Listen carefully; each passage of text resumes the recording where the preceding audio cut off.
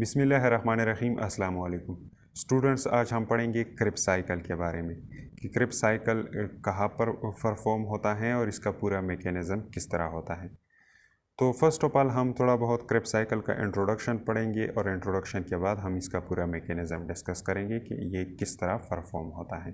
तो चलिए अब स्टार्ट करते हैं अपने टॉपिक को और पढ़ते हैं इंट्रोडक्शन क्रिप्स साइकिल का। तो Krebs cycle discover by sir Hans Krebs, so called Krebs cycle.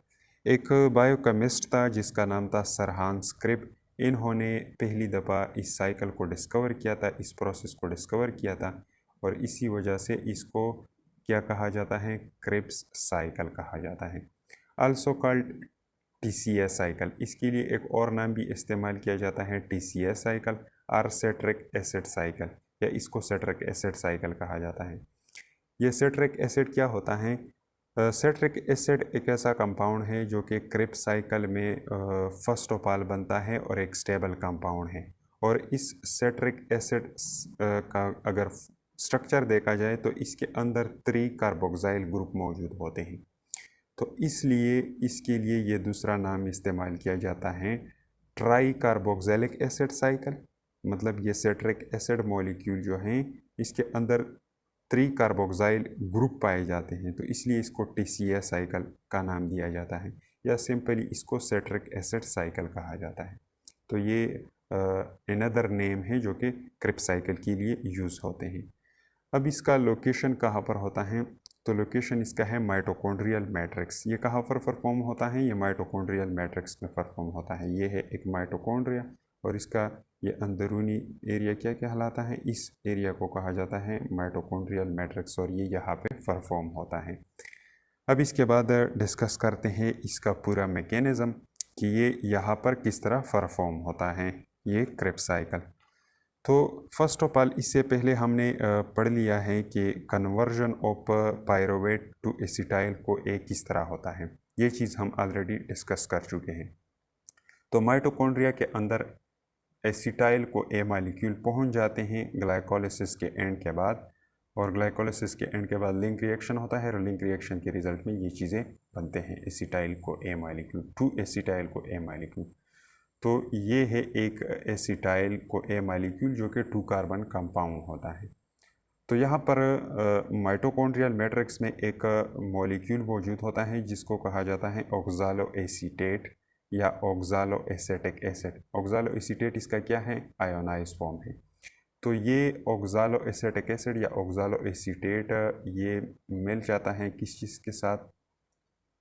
ये कंबाइन हो जाता है एसिटाइल को ए मॉलिक्यूल के साथ और ये फॉर्मेशन करता है एक स्टेबल कंपाउंड का जिसको कहा जाता है सेट्रेट। ये ऑक्सालो एसीटेट जो है ये 4 कार्बन कंपाउंड होता है। ये क्या होता है? 4 कार्बन कंपाउंड। यहाँ पे कार्बन एटम्स को हमने ब्लू डॉट से रिप्रेजेंट कर दिया है। तो ये 4 कार्बन कंपाउंड है और ये 2 कार्बन कंपाउंड है एसिटाइल को ए मॉलिक्यूल। तो ये दोनों आपस में कंडेंस होकर क्या बनाते हैं? एक स्टेबल मॉलिक्यूल बनाते हैं जिसको सेट्रिक एसिड कहा जाता है या सेट्रेट मॉलिक्यूल कहा जाता है। ये सेट्रेट क्या है? ये सिट्रिक एसिड का आयोनाइज फॉर्म है।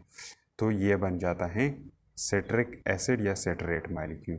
और एसिटाइल को ए मॉलिक्यूल के पास ये कोएंजाइम ए जो अटैच है ये यहाँ से क्या हो जाता है? रिमूव हो जाता है। कोएंजाइम ए यहाँ से रिमूव हो जाता है एसिटाइल को ए मॉलिक्यूल से और ये चला जाता है और किसी नेक्स्ट एसिटाइल ग्रुप के साथ अटैच होके अगेन क्या बना देता है? एसिटाइल को ए मॉलिक्यूल बना देता है। तो इनके रिजल्ट में बन गया क्या? 6 कार्बन वाला एक कंपाउंड जो कि है सेट्रेट।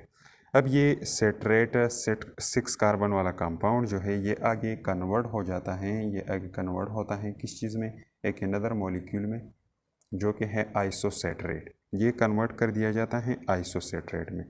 अब ये आइसोसेट्रेट मॉलिक्यूल जो है ये आगे ऑक्सीडाइज होके एक अनदर मॉलिक्यूल में कन्वर्ट हो जाता है जिसको कहा जाता है अल्फ़ा कीटो ग्लूट्रेट। अब यहाँ पे आइसोसेट्रेट जब अल्फ़ा कीटो ग्लूट्रेट में कन्वर्ट होता है तो यहाँ पे ये 6 कार्बन वाला कंपाउंड जो है आइसोसेट्रेट, इससे एक कार्बन जो है ये कार्बन डाइऑक्साइड की शक्ल में रिमूव हो जाता है, CO2 की शक्ल में। यहाँ पे ये क्या कर देता है? एक कार्बन एटम को रिमूव कर देता है। और इसके अलावा यहाँ पे NAD मालिक्यूल जो हैं NAD मालिक्यूल क्या हो जाता है, ये रिड्यूस हो जाता है और ये कन्वर्ट हो जाता है NADH2 में। तो आइसोसेट्रेट ऑक्सीडाइज होके अल्फा कीटोग्लूटरेट में कन्वर्ट हो जाता है और इसी तरह NAD जो है ये रिड्यूस होके NADH2 में कन्वर्ट हो जाता है। और ये 6 कार्बन कंपाउंड था। अब ये अल्फा कीटोग्लूटरेट क्या है, ये 5 कार्बन कंपाउंड रह जाएगा क्योंकि यहाँ पे एक कार्बन कार्बन डाइऑक्साइड की शक्ल में रिमूव हो गया। अब इसके बाद क्या होता है, इसके बाद ये अल्फा कीटोग्लूटरेट 5 कार्बन वाला कंपाउंड ये आगे कन्वर्ट हो जाता है किस चीज़ में, ये ऑक्सीडाइज हो जाता है एक अनदर मॉलिक्यूल में जिसको कहा जाता है सक्सिनाइल को ए मॉलिक्यूल। अब ये किस तरह सक्सिनाइल को ए मॉलिक्यूल में कन्वर्ट होता है, तो यहाँ पे अगेन क्या होता है, एक CO2 मॉलिक्यूल का रिमूवल होता है। यहाँ पे एक अगेन CO2 मॉलिक्यूल का रिमूवल होता है और साथ में यहाँ पर एक कोएंजाइम ए मॉलिक्यूल का एडिशन होता है। यहाँ पर क्या होता है, एक कोएंजाइम ए मॉलिक्यूल का एडिशन भी होता है, को ए। और इसके साथ साथ यहाँ पे NAD मॉलिक्यूल का रिडक्शन भी होता है। NAD मॉलिक्यूल ये रिड्यूस होके NADH2 में कन्वर्ट हो जाता है, NADH2 में। तो इसी तरह क्या होता है, अल्फा कीटोग्लूटरेट कन्वर्ट हो जाता है सक्सिनाइल को ए मॉलिक्यूल में। तो यहाँ पर अल्फा कीटोग्लूटरेट जो कि एक 5 कार्बन वाला कंपाउंड था ये कन्वर्ट हो गया किस चीज़ में, सक्सिनाइल को ए में जो कि 4 कार्बन वाला कंपाउंड है। और एक कार्बन कहाँ पे चला गया, वो कार्बन डाइऑक्साइड की शक्ल में यहाँ पे बाहर रिमूव हो गया। तो यहाँ पर इस प्रोसेस के स्टार्ट में एसिटाइल को ए मॉलिक्यूल जो कि 2 कार्बन वाला कंपाउंड है ये एंटर हुआ था। तो इसके दोनों कार्बन जो है ये कार्बन डाइऑक्साइड की शक्ल में क्या हो गई, ऑक्सीडाइज हो गए, रिमूव हो गए। अब इसके बाद क्या होता है, ये सक्सिनाइल को ए मॉलिक्यूल जो है ये आगे कन्वर्ट हो जाता है किस चीज़ में, एक अनदर मॉलिक्यूल में जिसका नाम है सक्सिनेट। और ये भी क्या है, 4 कार्बन कंपाउंड होता है। अब ये किस तरह होता है, तो सक्सिनाइल को ए मॉलिक्यूल जो है इसे ये कोएंजाइम ए जो है ये रिमूव हो जाता है, ये यहाँ पे रिमूव हो जाता है, को ए इसका रिमूवल होता है। और साथ में यहाँ पे GDP प्लस इनऑर्गेनिक फॉस्फेट ये दोनों आपस में इकट्ठे होके क्या कर देते हैं, ये बनाते हैं GTP, गोवानीन ट्राईफॉस्फेट बना देते हैं। और ये गोवानीन ट्राईफॉस्फेट जो है फिर आगे इसको कन्वर्ट कर दिया जाता है ATP में, एडेनिन ट्राईफॉस्फेट में। तो यहाँ पे इस स्टेप में जो एनर्जी रिलीज़ हो जाती है वो एनर्जी यूज़ हो जाती है किस चीज़ में, ATP के फॉर्मेशन में। और ये सबस्ट्रेट लेवल फॉस्फोराइलेशन इसको कहा जाता है, क्योंकि सबस्ट्रेट लेवल पे जब ATP बन जाती है तो इसको सबस्ट्रेट लेवल फॉस्फोराइलेशन कहा जाता है। तो इसी तरह सक्सिनाइल को ए मॉलिक्यूल जो है ये आगे कन्वर्ट हो जाता है किस चीज़ में, सक्सिनेट में। अब इसके बाद क्या होता है, सक्सिनेट मॉलिक्यूल जो है ये आगे ऑक्सीडाइज होके कन्वर्ट हो जाता है किस चीज़ में, फ्यूमरेट मॉलिक्यूल में। और साथ में यहाँ पर क्या होता है, FAD मॉलिक्यूल जो है FAD ऑक्सीडाइज FAD मॉलिक्यूल ये रिड्यूस हो जाता है और कन्वर्ट हो जाता है किस चीज़ में, FADH2 में, FADH2 में। और सक्सिनेट जो है ये भी 4 कार्बन कंपाउंड होता है और फ्यूमरेट भी क्या होता है, ये भी 4 कार्बन कंपाउंड होता है।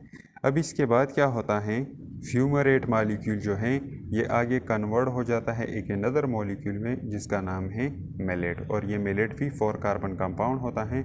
और यहाँ पर साथ में क्या होता है, वाटर मॉलिक्यूल का एडिशन भी होता है, H2O वाटर मॉलिक्यूल के एडिशन की हेल्प से फ्यूमरेट मॉलिक्यूल को मेलेट में कन्वर्ट कर दिया जाता है।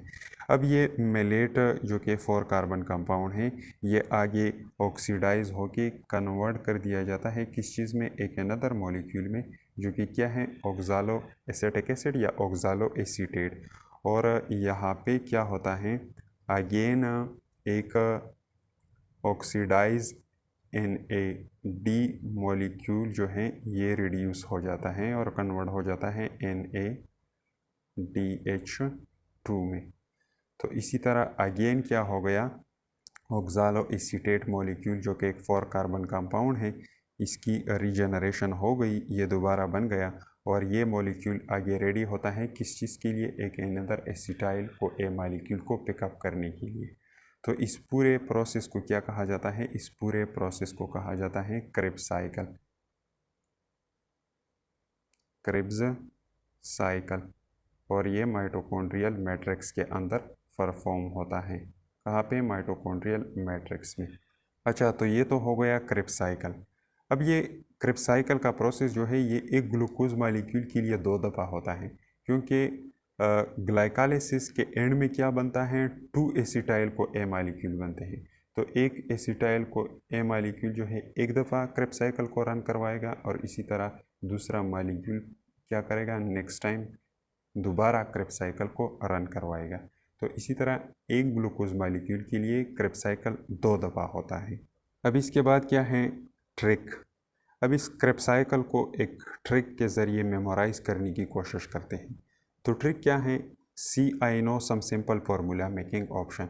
इस सेंटेंस के थ्रू आप लोग क्या कर सकते हैं, क्रेब्स साइकिल के जो सारे मॉलिक्यूल है इनको मेमोराइज कर सकते हैं। और यहाँ पर है सी मतलब सेटरेट, सेटरेट भी सी से स्टार्ट होता है। दूसरा है आई क्या है, आइसोसेटरेट। और नेक्स्ट वन क्या है, नो।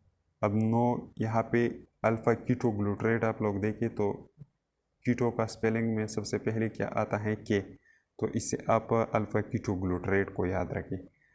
इसके बाद है सम से सक्सिनाइल को ए, फिर है सिंपल से सक्सिनेट, फिर है फार्मूला से फ्यूमारेट, और फिर है मेलेट मेकिंग से मेलेट, और फिर है ऑक्सालो एसीटेट या ऑक्सालो एसिटिक एसिड। ये हो जाएगा ऑप्शन से, see I know some simple formula making option. इस ट्रिक के ज़रिए आप लोग ये सारे मॉलिक्यूल मेमोराइज कर सकते हैं। अब लास्ट में आते हैं इसके बायो एनर्जेटिक की तरफ, कि इसके अंदर कितने ATP मॉलिक्यूल बनते हैं और साथ में कितने FADH2 मॉलिक्यूल और NADH2 मॉलिक्यूल, ये सारे कितने बनते हैं। तो अब यहाँ पर जब क्रेब्स साइकिल एक दफ़ा हो जाता है तो इसके अंदर 3 NADH2 मॉलिक्यूल बनते हैं, एक यहाँ पे, दूसरा ये हो गया और थर्ड वन ये हो गया। तो एक दफ़ा जब क्रेब्स साइकिल रन होता है तो इसके अंदर क्या बनते हैं, 3 NADH2 मॉलिक्यूल बनते हैं। और एक NADH2 मॉलिक्यूल जो है आगे इलेक्ट्रॉन ट्रांसपोर्ट चेन में 3 ATP एनर्जी देता है। तो ये क्या है, 3 NADH2 मॉलिक्यूल है, तो ये कितने ATPs देंगे, ये देंगे 9 ATPs। ये 9 ATPs मॉलिक्यूल देंगे। इसके अलावा एक FADH2 मॉलिक्यूल भी यहाँ पे प्रोड्यूस हो जाता है।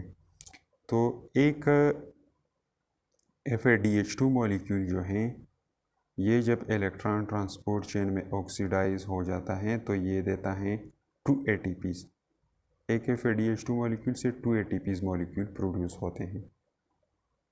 और इसके अलावा यहाँ पे सबस्ट्रेट लेवल पे भी एक ATP मॉलिक्यूल का फॉर्मेशन होता है।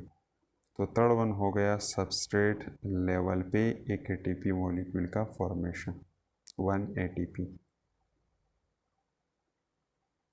तो इससे क्या आ जाएगा, इससे आ जाएगा 12 ATPs। तो एक दफ़ा जब क्रेब्स साइकिल हो जाता है तो इससे 12 ATPs मॉलिक्यूल प्रोड्यूस हो जाते हैं।